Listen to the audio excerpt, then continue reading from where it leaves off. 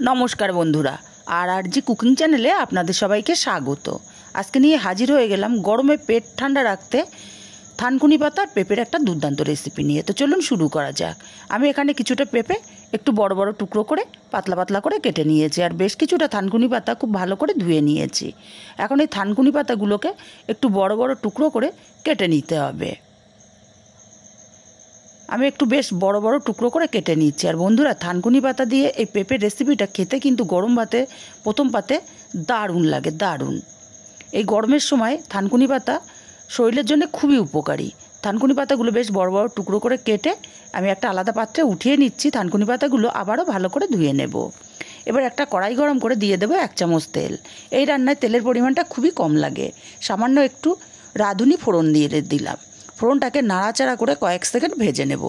ফোড়নটাকে ভেজে নিয়ে এখানে দিয়ে দেব কেটে রাখা পেঁপেগুলো। পেঁপেগুলোকে দিয়ে নাড়াচাড়া করে ভালো করে ফোড়নের সাথে মিশিয়ে দেব। বন্ধুরা রেসিপিটা যদি ভালো লাগে একটা লাইক দিতে ভুলবেন না। কাছের আত্মীয়স্বজন বন্ধুবান্ধবের কাছে শেয়ার করতে ভুলবেন না। ভালো করে নাড়াচাড়া করে মিশিয়ে 5 মিনিট ঢাকা দিয়ে পেঁপেটাকে রান্না করে নেব। 5 মিনিট পর ঢাকাটা খুলে নেব।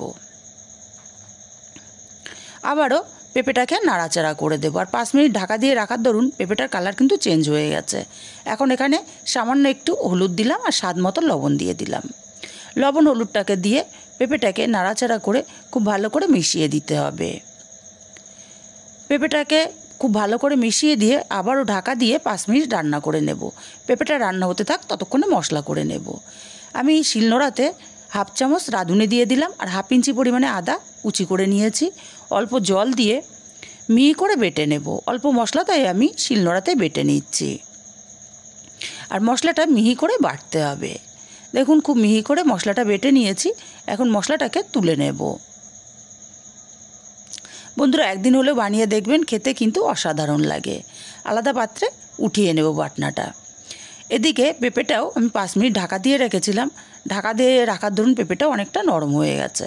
একটু নাড়াচাড়া করে দিয়ে এখানে রাঁধুনি আর আদা বাটাটাকে দিয়ে দেব আর দেব বাটিটা ধুয়ে সামান্য একটুখানি জল। পেঁপেটাকে আরও কিছুক্ষণ মশলার সাথে কষিয়ে নিতে হবে। মিনিট খানিক পেঁপেটাকে মশলার সাথে কষিয়ে নিয়েছি।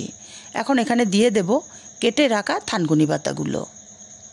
থানকুনি পাতাগুলোকে দিয়ে নাড়াচাড়া করে আরও মিনিট খানিক কষিয়ে নেব।